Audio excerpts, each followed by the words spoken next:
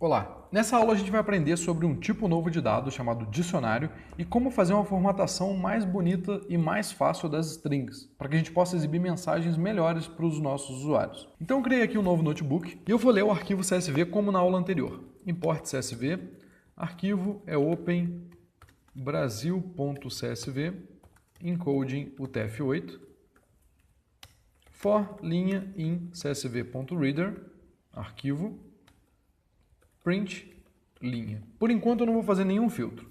Vamos executar só para a gente lembrar o resultado desse código.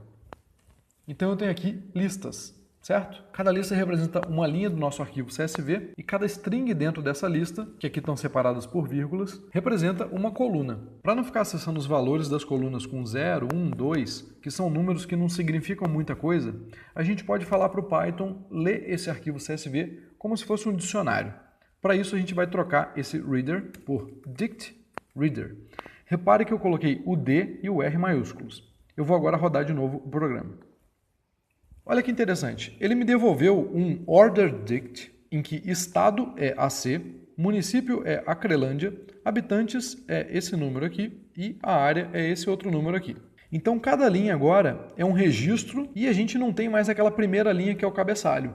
Porque o Python já entendeu que a primeira linha é o cabeçalho e daí para cada registro ele vai usar o cabeçalho para associar o valor, por exemplo aqui AC, ao nome da coluna, que está lá no cabeçalho na primeira linha. Dessa forma, por exemplo, se eu quiser mostrar na tela o município, ou seja, a segunda coluna, eu não coloco mais linha ou registro, vou trocar aqui por registro para ficar igual ao exemplo anterior.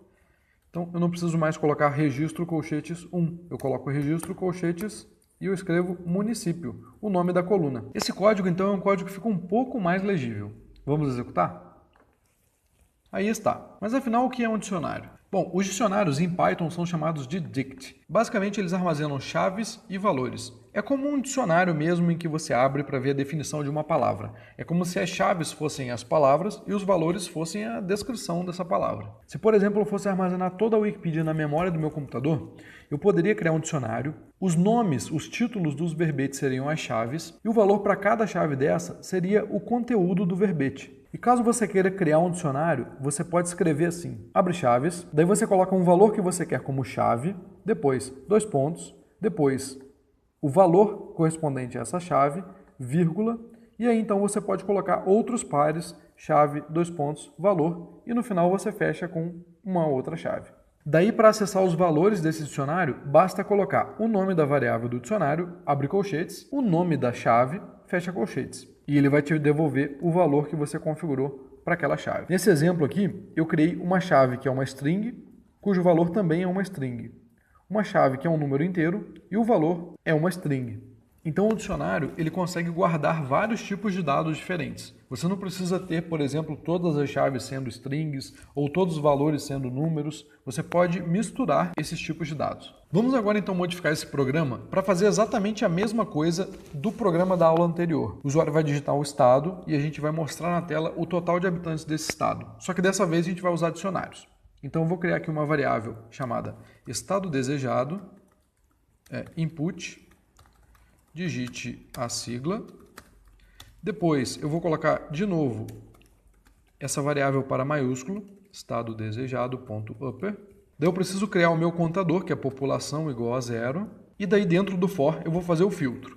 Então, se registro estado, que é o nome da minha coluna, o nome da minha primeira coluna, for igual a estado desejado, então população mais igual a int registro habitantes. Esse print registro município eu posso remover e no final, depois do for, ou seja, na coluna esquerda, fora do for, eu vou imprimir o valor da população. Vamos executar? PR minúsculo, funcionou da mesma forma. Repara que ao usar dicionários, eu não preciso criar variáveis auxiliares dentro do for, como habitantes e estado. E o código fica razoavelmente explícito. Por exemplo, dentro desse registro, eu quero a coluna estado. Se eu quisesse alterar agora a saída do meu programa para mostrar uma mensagem um pouco mais elegante, posso criar uma string, a população de. Daí eu tenho que juntar essa string com o estado desejado. Então eu posso colocar um mais, estado desejado, mais e daí eu converto o meu população para string. Vamos ver se funciona? Funcionou. Então vamos tentar entender o que está acontecendo aqui. Eu peguei um texto, que é uma string, juntei com outro texto, que foi o que o usuário digitou, juntei, repara que tem um espaço aqui, ó, com outro texto que eu coloquei e juntei com a conversão do meu número inteiro para string. Funciona, mas essa não é a melhor forma de fazer isso em Python. Aqui nós poderíamos utilizar uma string formatada. Uma string formatada é basicamente um modelo que automaticamente converte as variáveis e coloca dentro da string para a gente. Por exemplo, se eu colocar um Fzinho minúsculo antes da aspa inicial da minha string, tudo que tiver entre chaves, o Python vai substituir pelo valor da variável. Então a primeira coisa é colocar o F antes da aspa, daí agora eu vou apagar o restante aqui e eu vou colocando aqui dentro dessa string os nomes das variáveis que eu quero substituir. Por exemplo, a população D, aqui entra estado desejado, fecha chaves, dois pontos, e aqui vai entrar população. Não ficou muito mais legível assim? Além de ter ficado menor, né? Vamos lá executar então. Vou colocar aqui PR e o resultado é o mesmo, mas a gente tem um código agora mais legível. E agora mais um exercício para você. Você vai receber a sigla de um estado. Para cada município desse estado, você vai calcular e mostrar a densidade demográfica. Então pause agora o vídeo e faça o exercício. Vamos corrigir? Então, agora não interessa mais para a gente a população total. Então eu vou remover essa variável população. Vou remover também esse print, que tem a população no final. E agora o que interessa para a gente é calcular a densidade demográfica. Dentro desse if, então, eu vou calcular a densidade, porque só importa a densidade dos municípios que fazem parte desse estado desejado. Então eu vou remover essa linha e eu vou criar uma variável chamada densidade.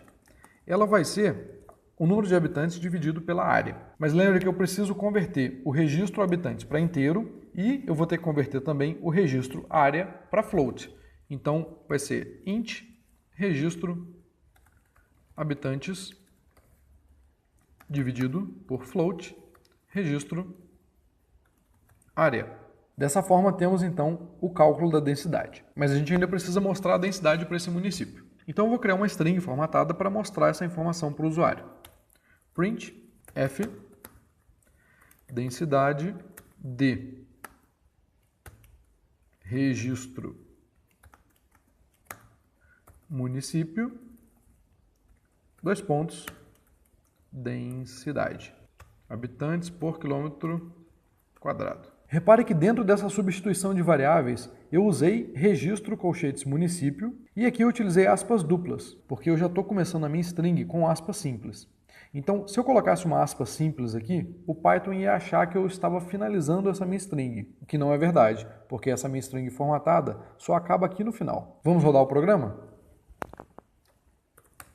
Temos aqui então o resultado com a densidade demográfica para cada município. Uma coisa interessante que a gente consegue fazer com essas strings formatadas é falar para o Python com quantas casas decimais a gente quer mostrar os números. Então digamos que eu quero mostrar a densidade demográfica com apenas uma casa decimal. Eu posso, depois do densidade, colocar dois pontos, ponto 1f.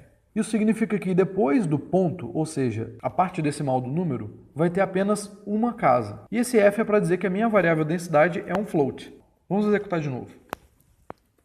Pronto, assim fica um pouco mais apresentável. Nessa aula, então, a gente viu para que servem os dicionários, que são uma estrutura de dados muito legal e muito utilizada no Python, e como formatar as strings para que a gente consiga mostrar mensagens um pouco mais amigáveis para os usuários dos nossos programas.